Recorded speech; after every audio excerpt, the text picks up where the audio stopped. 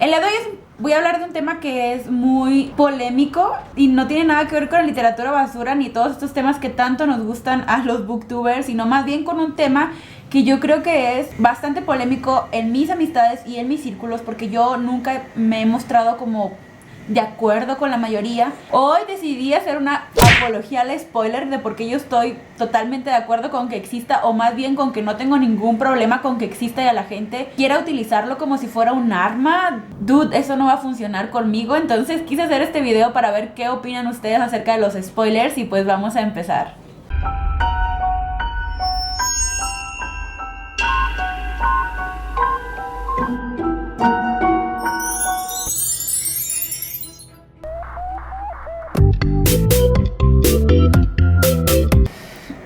Temas que más se ha puesto de moda en los últimos años, sobre todo por los estrenos de películas, libros y series, es el tan temido spoiler. Así es.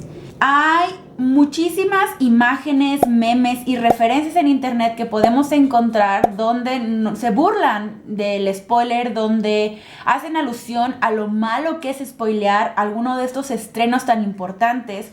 Vemos que ya se hacen filas para ir a las premieres de muchas películas que son como de taquilla o que mucha gente espera con ansias verlas, sobre todo de superhéroes.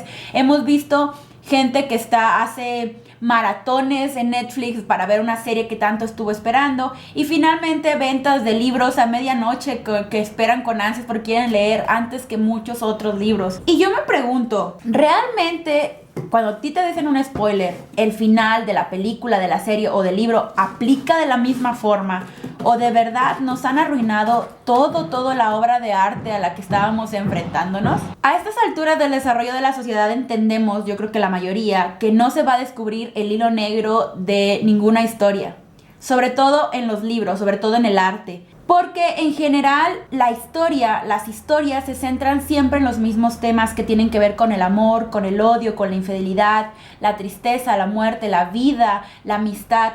Y estos temas son temas que tomamos y que la verdad han estado desde el inicio de los tiempos en que la sociedad comenzó a fundarse o a complementarse, en que fuimos conscientes de que podíamos amar, que podíamos ser fieles, etc. Teníamos como muchos años que estas temáticas son relevantes para nuestra vida. Y bueno, es normal que estas sensaciones o estos sentimientos no los encontremos en el arte, ya sea en la literatura, en la pintura, en la arquitectura. Son temas que siempre van a ser recurrentes, precisamente porque ya como lectores tenemos ciertas experiencias para acercarnos a los libros. Nos es fácil deducir cuando un personaje va a tener algún desenlace o cuando algún personaje con otro personaje va a tener algún encuentro.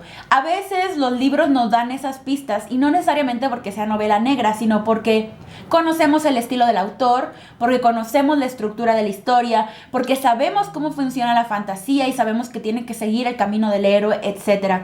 Realmente con los spoilers nos estarán arruinando una historia. ¿Realmente solo el final de una historia es lo más relevante que podemos encontrar en un libro? Creemos a estas alturas como lectores que en la literatura no podemos encontrar otros elementos que hagan importante y que hagan de ese libro que sea algo literario. No lo creo, y ahí es donde vengo a defender el spoiler. A lo mejor no me quiero meter ni con las series ni con las películas, porque creo que son formatos diferentes de artes, pero aplica, la verdad, en muchas circunstancias para lo mismo. Creo que así como voy a explicar por qué en los libros podemos encontrar otras alternativas que podemos admirar, también podemos encontrar otras alternativas que podemos admirar de una película. Y si esa película no las tiene, tal vez no es una buena película. Hay un detalle que siempre me ha tocado escuchar sobre los booktubers, y fue algo que a mí me comentaron al principio cuando empecé a hacer videos, que era que hacía muchos spoilers. Me dijeron, siento que cuenta de más la trama de la historia. Y después, haciendo como un análisis de todos los videos que yo subo a mi canal, me doy cuenta que mis reseñas son los videos menos vistos. Normalmente los videos que más ve la gente tienen que ver con book tags o con tops o con algo que es como más ambiguo y a la vez más amplio y más general, por lo tanto no profundizo en las historias. Sin embargo, a mí me parece muy relevante porque a veces hay gente que me dice que se les recomienda un libro y digo, tengo toda una lista de recomendaciones en mi canal de libros que les estoy recomendando, pero creo que mucha gente le da miedo esta idea de encontrar un spoiler en los libros. En la literatura, cuando se inicia la crítica literaria con el formalismo ruso, que es este movimiento intelectual que marca el nacimiento de la teoría literaria y que después de eso ha tenido muchísima influencia en otras formas de analizar la literatura. A mí me parece, y yo traigo este tema a colación del formalismo ruso, porque cuando inicia esta crítica literaria de esta forma, con este formalismo ruso se empieza a utilizar la palabra literariedad para nombrar algo que les parece literario, y que de ahí se han partido muchísimas teorías sobre qué es y qué no es literatura. También es una forma o una alternativa para encontrar elementos o características en los libros que lo hacen literario y que no nada más están en el final de la historia. Hay muchas formas de analizar un libro, no nada más específicamente con el formalismo ruso o con las teorías de Bakhtin. Obviamente con el formalismo ruso se establece que hay una estructura que debe tener un libro que lo hace literario. La forma en que está contado, la forma en que está contado un cuento, con un inicio, con un desarrollo de un nudo y un desenlace, con ciertos personajes que tienen ciertas características que lo hacen relevante. Más adelante podemos ver que no nada más es el formalismo ruso la única alternativa para analizar un libro. Está la hermenéutica, la teoría de la recepción, la estética, analizar un libro desde la psicología, desde la estilística, la semiótica, la deconstrucción más adelante. Y actualmente están los estudios culturales o la literatura comparada, que también han ofrecido alternativas para entender mejor una obra literaria. Teniendo tantas alternativas para analizar una obra, definitivamente podríamos decir que si ya nos contaron el final de una historia, ya con eso se acabó toda la maravilla que nos puede ofrecer un libro. Hay varios ejemplos que quiero darles y con los cuales quiero llegar a un punto.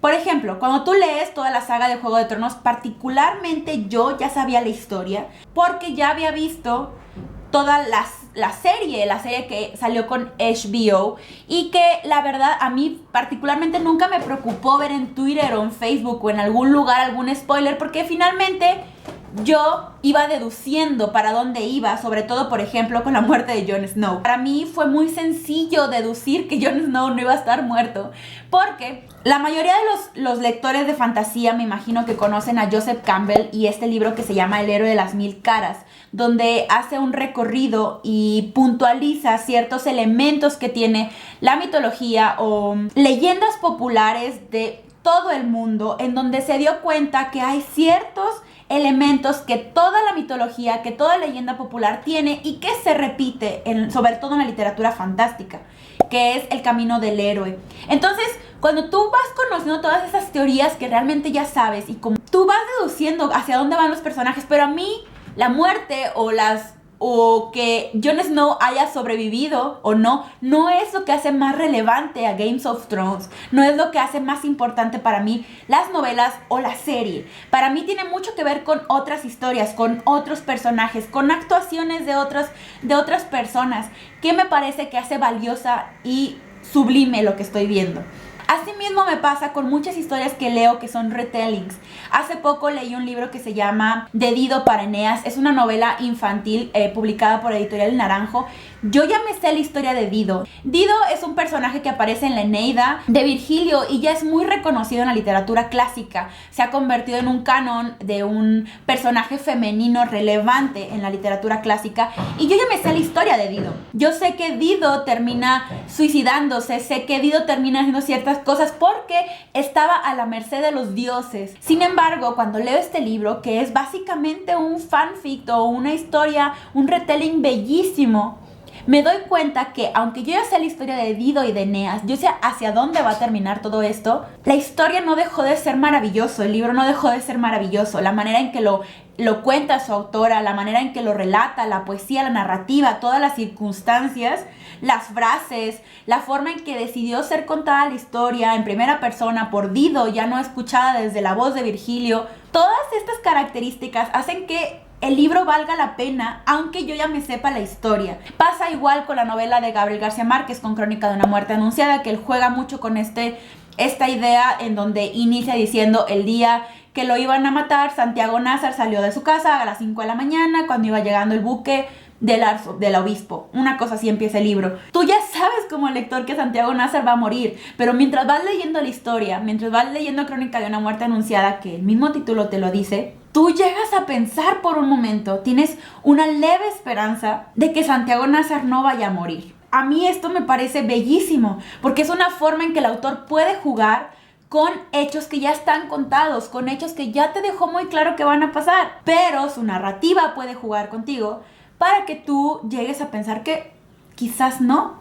Toda esta idea que tenemos sobre que nos van a ofrecer algo nuevo cuando nos llevan un libro nuevo o una serie solamente por Netflix, me parece un tanto ridícula, porque no podemos encontrar algo nuevo, pero sí algo diferentemente contado.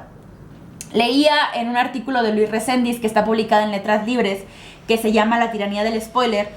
En su artículo dice: centrarse en un spoiler como si fuera la única parte vital de una obra es quedarse tan solo en un nivel de la narración. Lo que sucede en una historia es apenas un pretexto para ver cómo sucede.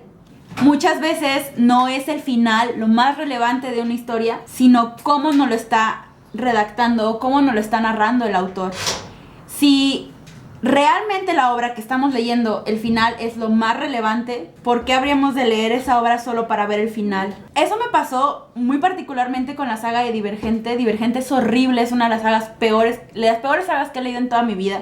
Y cuando a mí me dijeron el spoiler que se moría la protagonista, que básicamente toda la narración está narrada por la protagonista, entonces ahí entendí que la autora no sabía ni por dónde terminar, porque finalmente su voz principal, su voz narradora, que era esta niña que estaba narrando la historia, era completamente ajena al lector, y si se iba o se quedaba no importaba, no era relevante. Entonces no creo que conocer el final de Divergente cambie o no el hecho de que la novela o la trilogía es una basura, o que es bastante mal hecha, bastante mal trabajada y que no tiene la estructura de una obra literaria. Te creo que muchas veces como lectores, cuando buscamos un libro y buscamos no tener todos estos spoilers que supuestamente nos van a arruinar la historia, estamos reduciendo la obra literaria a algo que es solamente el final. ¿Qué pasa con todo lo que la crítica literaria, con todo lo que se ha hecho durante años, en donde se habla de una estructura, de una narración, de personajes, de una coherencia con todo lo demás, donde dejamos todas estas características? ¿Qué tanta importancia le damos como lectores a estas características y qué tanto minimizamos la obra literaria? Y creo que básicamente por eso a mí me parece relevante reconsiderar el spoiler como una alternativa para reconocer si una obra es buena o mala. Si a ti te cuentan el final de una historia y después te animas a leerlo aunque sepas el final y disfrutas como quiera la lectura, disfrutas el viaje antes de llegar a ese final, a esa muerte, a esa separación o lo que sea, entonces creo que la obra cumple con su misión, que es llevarte aunque sepas las circunstancias en que van a terminar. Y pues eso es todo. Yo soy Alejandra, este es Sputnik, nos vemos en el siguiente video. Bye. Qué vergüenza están ustedes. Pero ya lo has hecho enfrente de mí. Ya sé, pero me da vergüenza porque está Jorge. Pero él ya ha visto tus videos, Sí. ¿verdad? Sí, te tuvo un par. Ya vio tus videos. Y uno del Quijote, me parece. Ay, eso lo agradece mucho. Sí, el Quijote es bien chido. Bueno, ya.